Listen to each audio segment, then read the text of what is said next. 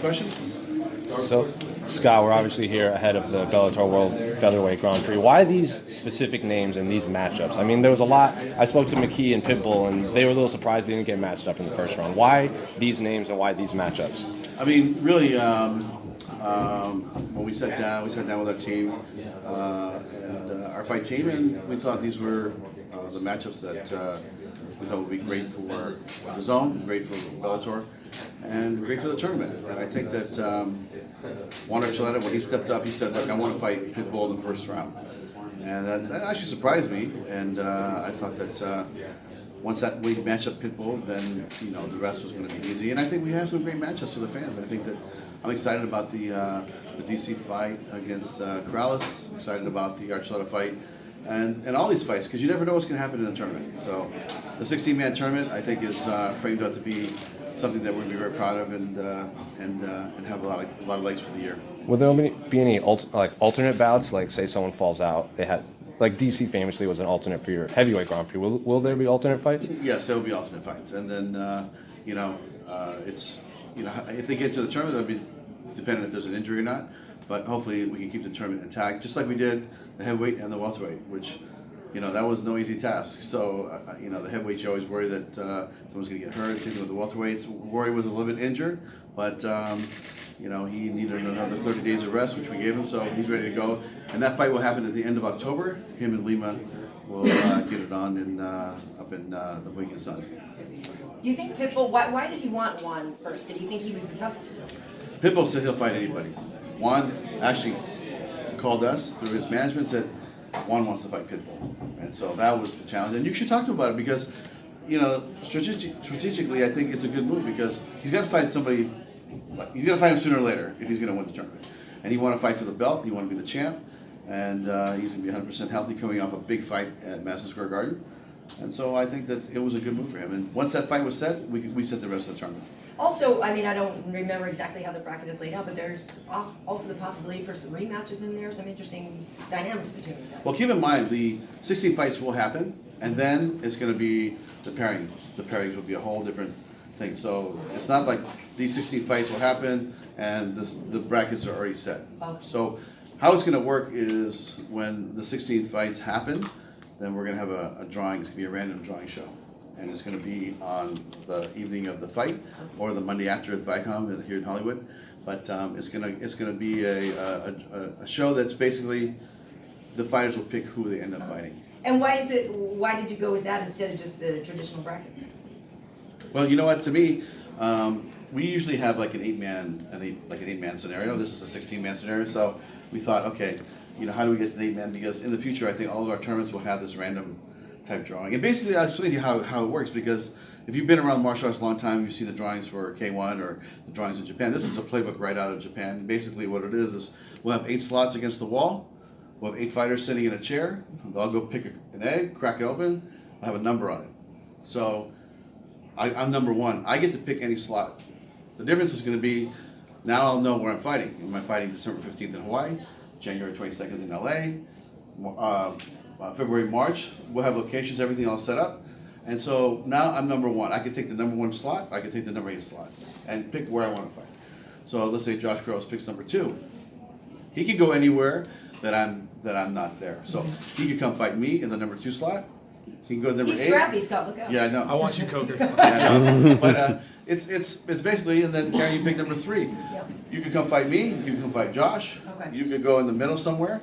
Or let's say you get injured a little bit in this tournament somewhere. You might want to fight in February, March down the line. So there's going to be some strategy on who I want to go pick, where I want to go, and time frame of these tournaments that are laid out. So it's going to be very interesting to see who picks who. When's that going to happen? That's that whole event. It's going to happen either the night of the fight on the 28th, or we'll do it at the Viacom offices on the 30th in Hollywood. But it's going to happen, within the Monday following the tournament.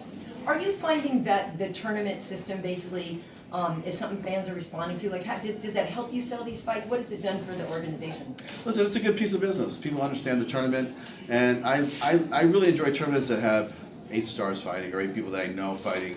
And when I was working for K1, I always loved it because it's very clear. At the end, there's a pathway, and at the end of the day, you're gonna have a champion. Now, this is a little different because we're doing a whole year-long tournament, but What it does for us and it does for them is that it creates a storyline, right? So we get to paint a picture all year long of the heavyweight tournament, all year long of the welterweight tournament, and then all year long for the featherweight tournament. So it's going to be a lot of fun to watch, and it'll be on DAZN. We'll have pieces on Paramount. We'll have digital pieces for you guys, digital pieces for us. It's going to be a lot of content out there, and it's going to be something that I think the fans are going to really enjoy. You have Archuleta obviously in the 145 tournament. Can you give us an update on when we might see Horiguchi next year for the 135 defense? Horiguchi, he might fight here sooner than we think, and he'll definitely be fighting New Year's Eve in Japan. But I think after that, Sakibara said he's welcome to come over here and fight. But depending on how busy we get and where our fights kind of fall out, as far as like the amount of fights that we're doing and where we're doing them, we'll get him in there hopefully before the summertime. With Ryan Bader obviously defending the heavyweight title, are there any plans right now for an interim or something at 205? No, and I'll tell you why. Because I talked to Ryan today, and I said, Ryan, you're defending the heavyweight belt, but how soon can you turn it around for 205? Because we might ask you before the end of the year to fight again at 205. So we're going to keep him very busy. What about the 155-pound title? Same thing. Pitbull. Yeah, same thing. If Pitbull has a little bit of time in between and he wants to defend his lightweight belt, then he's going to be welcome to do it. So speaking of titles, I know Gegard would have loved a rematch with Lovato. How come that didn't happen? How come he's doing the other fights? Lovato is injured. He was injured before he fought Gegard, he said. So he didn't feel like he had enough time to prepare properly. So he wanted to wait. But to me, this is a great fight. I'm excited about this fight with Machida. And whoever wins this fight will get to go fight Lovato. Yeah, that's what I was going to ask. So it is an official title eliminator? Yeah, I would say this is the official title eliminator. Mm-hmm.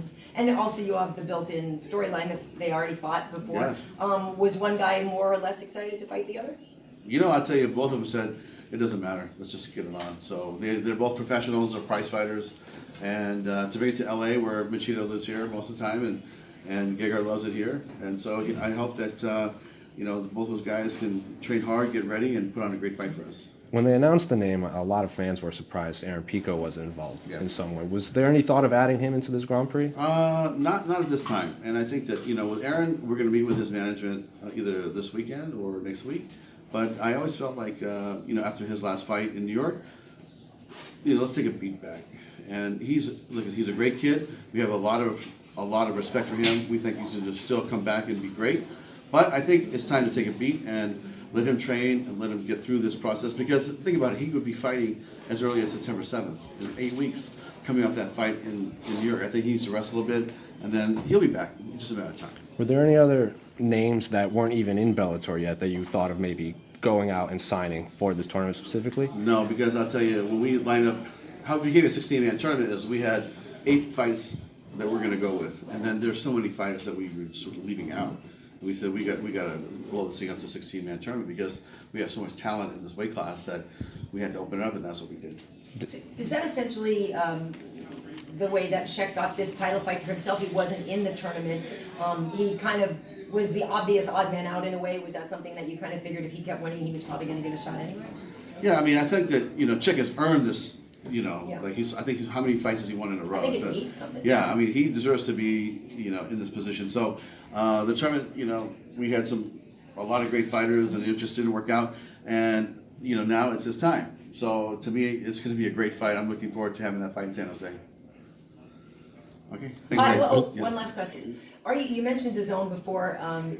Before there used to be hiccups with Paramount where people couldn't watch it live and things like that. So with the extension to DAZN and the layering of all the things, are you finding people are having better luck finding the product? Like, how has DAZN helped you? I mean, DAZN is great because not only do you not have to watch it at your house, you could be at a restaurant, or you could, I catch myself. I watch a Triple G fight eating at a restaurant. Going, this is great. I love it because you're not just locked down to your home. So to me, DAZN is a great product. I think it's the best value in combat sports. Honestly, you can watch the Anthony Joshua fight, the Triple G fight, Bellator at Madison Square Garden, which had amazing fights, 3 fights in a row, and and you're paying $9.95 a month or whatever the subscription rate is. So it's a great value, and it's been a great relationship, and people know where we're at.